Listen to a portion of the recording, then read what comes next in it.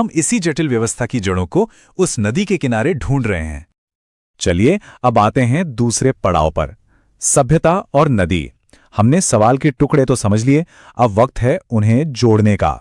और सबसे बड़ा जोड़ है एक सभ्यता और एक नदी के बीच। आखिर इन दोनों के बीच इतना गहरा, इतना अटूट रिश्ता होता ही क्यों है?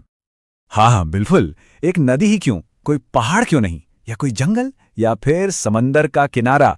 यही सवाल हमें सीधे उस जड़ तक ले जाता है जहां से हमें पता चलता है कि शुरुआती समाज आखिर पनपे कैसे, फिर चाहे वो भारत में हो या दुनिया में कहीं भी। तो आखिर नदियां ही क्यों? जवाब इन 4 मूल कारणों में छपा है।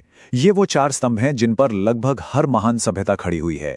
सबसे पहला जाहिर है जीवन के लिए पानी।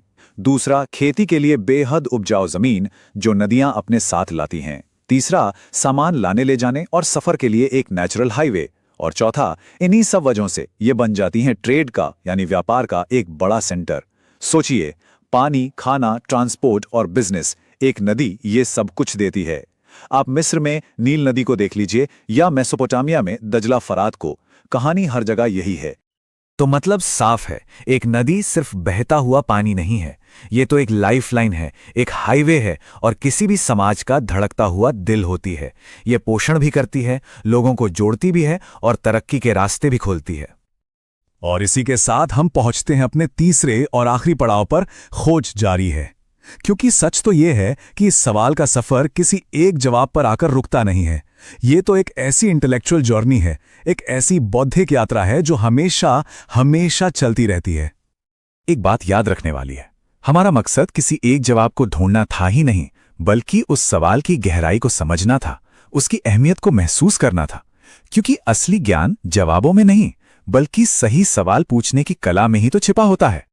ये बात एक बहुत ही खूबसूरत विचार को सामने रखती है कि इतिहास हमारे आज और हमारे कल के बीच की एक बातचीत है, और इस तरह के सवाल ही तो उस बातचीत को शुरू करने का जरिया बनते हैं। तो बस इसी एक आखिरी सवाल के साथ इस चर्चा को यहीं रोकते हैं। एक ऐसा सवाल जो इतिहास से आगे बढ़कर फिलॉसफी तक जाता है। जरा सोचिए, एक नदी अपनी कहानी आखिर कैसे सुनाती है? अपनी लहरों के जरिए, अपने किनारों पर बसे निशानों से, या फिर उन अनगिनत सभ्यताओं से जिन्हें उसने खुद जन्म दिया?